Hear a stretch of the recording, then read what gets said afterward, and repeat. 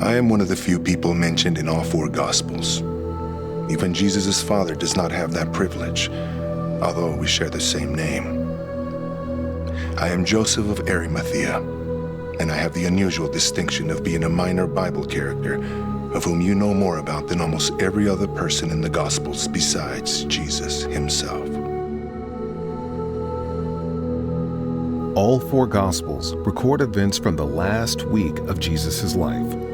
Matthew and John were eyewitnesses, while Mark and Luke got their information from other sources. Though each writer had his own information sources and goals, the Holy Spirit inspired the writing of all four books. Matthew tells you that I was very rich, came from Arimathea, was a disciple of Jesus, went to Pilate to get the body of Jesus, wrapped the body of Jesus in a linen cloth, laid Jesus' dead body in my own new tomb, and rolled a giant stone over the tomb's entrance. Mark says I was a prominent member of the council. I was waiting for the kingdom of God. Went boldly to Pilate and asked for Jesus' body, and was given it. I took down the body, wrapped it in linen, placed it in a tomb, and rolled a stone over the entrance. Luke adds the information that I was good and upright. I had not consented to the decision and action to crucify Jesus. I came from Judea, and that the tomb was new. John completes my information by saying I was a secret disciple of Jesus because I feared the Jewish leaders, that I was accompanied by Nicodemus when I prepared the body of Jesus, that he and I wrapped the body in spices in accordance with Jewish customs, and that the tomb was in a garden where Jesus had been crucified. John adds that we laid the body in the tomb on the day of preparation. I tell you all of this detail for a very specific reason. I am uniquely qualified to tell you about the last day of Jesus' life. When you hear my story, you will also guess where the writers of the Gospels got some of their detailed information. I was born with a silver spoon in my mouth, the child of a wealthy Jewish merchant. When I was young, my family moved from Arimathea to a large house on Mount Zion, only a few hundred yards west of the temple in Jerusalem. We could walk straight east from my house, cross the bridge you know as Wilson's Arch, and enter the temple grounds, our treasured, custom-made robes billowing, without even having to mingle with the poor people, let alone be bothered by beggars. My father was a Sadducee, as were many of the other wealthy Jewish leaders. We were very socially concerned, didn't believe in the resurrection, and not overly concerned with intricate theological arguments. Although we didn't believe in the resurrection, we did believe that the Messiah would restore Israel to its rightful, powerful position among the countries of the world. We looked for a Messiah that would restore King David's earthly power, although that power had not really existed for nearly 1,000 years. Since we were wealthy, I went to school and studied the Torah with other wealthy children. Sometimes, exceptionally bright children, such as Saul of Tarsus, joined our group. But mostly I knew rich people. Rich people came to our house for dinner. My parents' friends were all powerful. Wealth was much more important to us than having perfect theology. We paid poor rabbis to be concerned about theology for us, just as some of you modern people pay your preachers to think about theology for you. Almost a week before the death of Jesus, I learned that he and his disciples were in town. I rushed to hear the famous teacher and found that he was surrounded by people of all kinds. Naturally, I gravitated to stand by my friends, other rich and very richly attired Jews. We looked like gaudy peacocks next to poorly clad Jesus and his ragtag disciples. We rich, religious Jewish leaders loved our robes. The more Jesus taught, the more I believed. The more Jesus taught, the angrier my friends became. They grew louder, and I grew quieter. They asked him loaded questions, and he turned back every verbal challenge. The people loved watching Jesus take on the religious establishment. And I did too. I so badly wanted to hear Jesus, and my robes kept me safe from suspicion. I wasn't paying attention to the storm that was brewing. I started hearing rumors that one of Jesus' followers had taken a bribe to betray him to the Jewish leaders. It sounded so silly. Why would such powerful men be afraid of a homeless preacher? On Thursday night, I celebrated Passover with my entire family. Like other rich people, we had a choice lamb and used expensive cups and plates. I have to admit that while the service was going on, I didn't notice any difference in it than the many others I had attended in my life. My life was as normal as could be, until about midnight, when nothing in my world would ever be the same. There was a loud, crashing knock on my front door. I jumped out of bed, threw on the nearest robe. My servants and I arrived at the door at the same time. There were many of my friends holding torches. They shouted at me to get dressed and to come with them. There was an emergency, and the Sanhedrin was going to meet. It must be quite an emergency, I thought, since the Sanhedrin almost never met at night. We entered the Sanhedrin building. I understood the commotion. They were afraid of Jesus. They wanted to kill him because they were afraid of him. Nothing was going to stop that bloodthirsty mob, but they had no authority to kill him.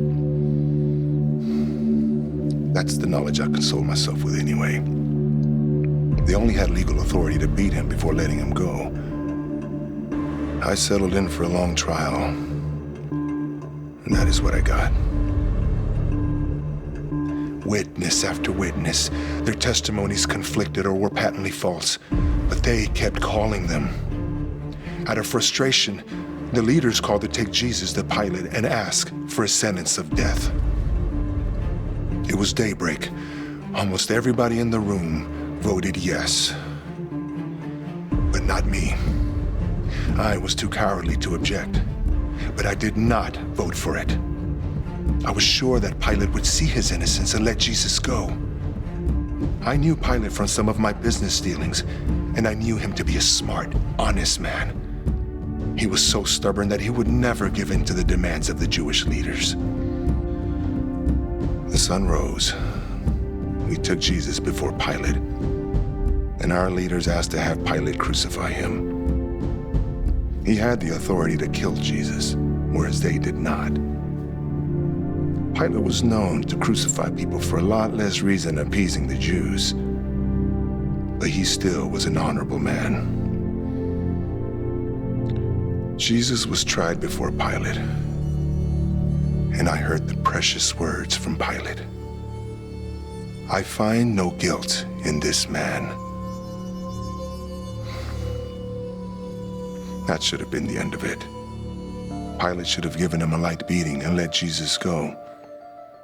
But he could not withstand the threats and pressure from the Jewish leaders. So he sent Jesus to Herod Antipas, the ruler of Galilee, for further examination, hoping the whole mess would go away. Herod Antipas tried to question Jesus, but Jesus just ignored his questions. Rather than be humiliated in front of everyone, Herod Antipas quickly sent him back to Pilate. Pilate repeatedly tried to release Jesus, but the leader's threats kept coming and coming. He had Jesus savagely beaten, hoping to satisfy the Jewish leaders, but that just inflamed them more. If Pilate would not kill Jesus, they would cause a riot among the people, and Pilate might lose his job. He gave in. Finally, Pilate gave in. He gave the order. Crucify Jesus. I could not believe it. The hate from the Jewish leaders was enough to kill an innocent man. I had done nothing to stop the travesty, and it was too late now to do anything. The fate of Jesus was sealed. He was going to be crucified, and most assuredly would die a gruesome, grisly death. I was humiliated and scared for me and for my people. We weren't sending a guilty man to his death, and there were few things that made God angrier than the shedding of the blood of an innocent man, especially if that innocent man turned out to be the very Son of God. Like the prophets before me, I prayed for my people and for myself. Some of the Jewish leaders followed Jesus to Golgotha, where he would be murdered, but most of us went to our homes. Shamefully. There was every reason for God to end our lives that day. As the hours passed and the sky darkened and an earthquake happened, I believed we were all going to die.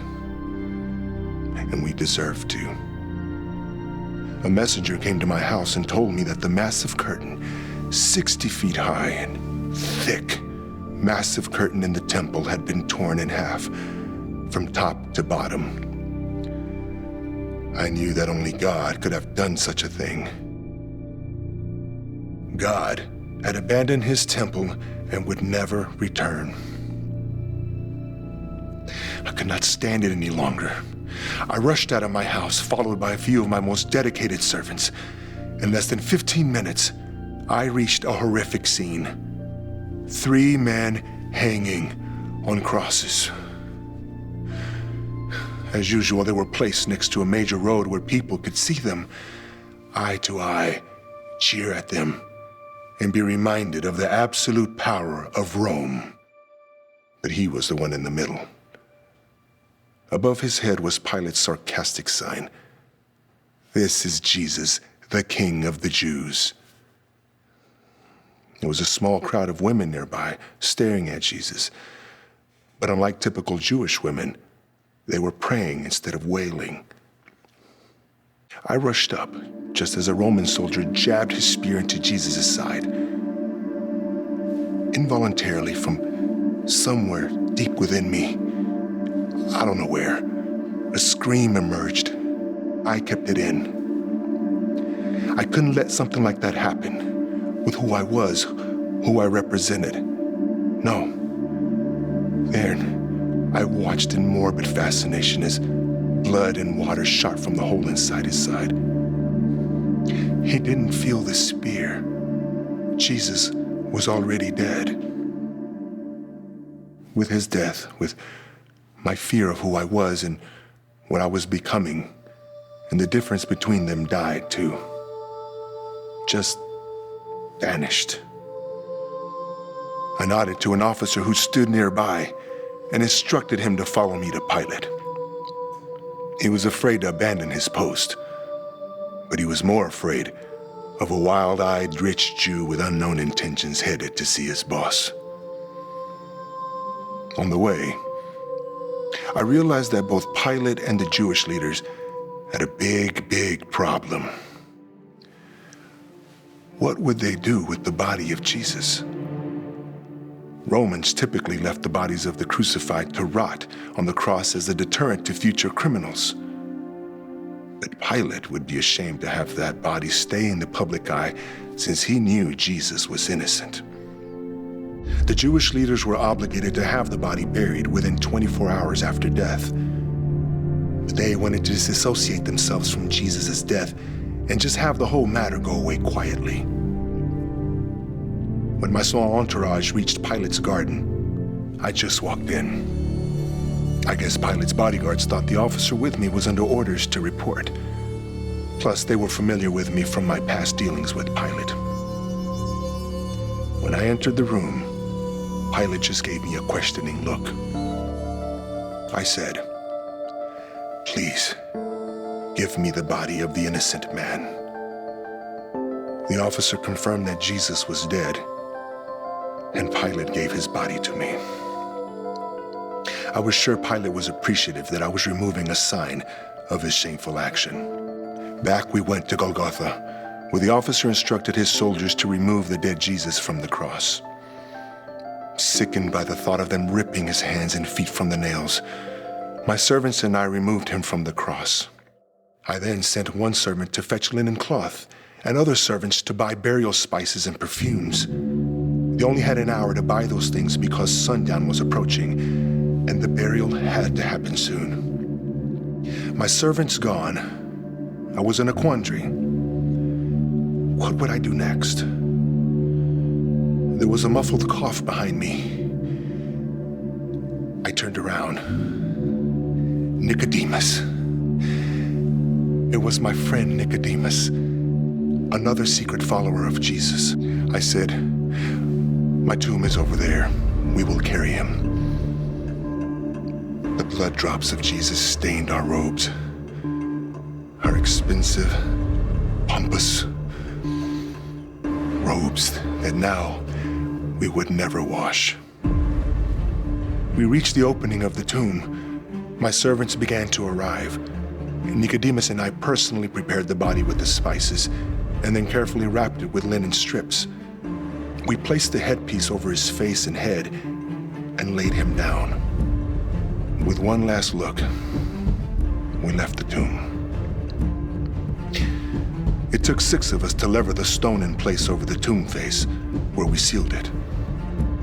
It would take a dozen strong men to remove that stone because I had designed it that way. Nicodemus and I were ritually unclean because we had touched a dead body. We would not be able to celebrate Passover, but neither of us really cared. Jesus was dead, and our hopes and dreams were shattered. We were no longer secret followers of Jesus, and would likely lose our seats in the Sanhedrin and our places in high society, and may lose much of our wealth. Standing there in our blood-stained robes, they seemed like treasures that no longer had any value.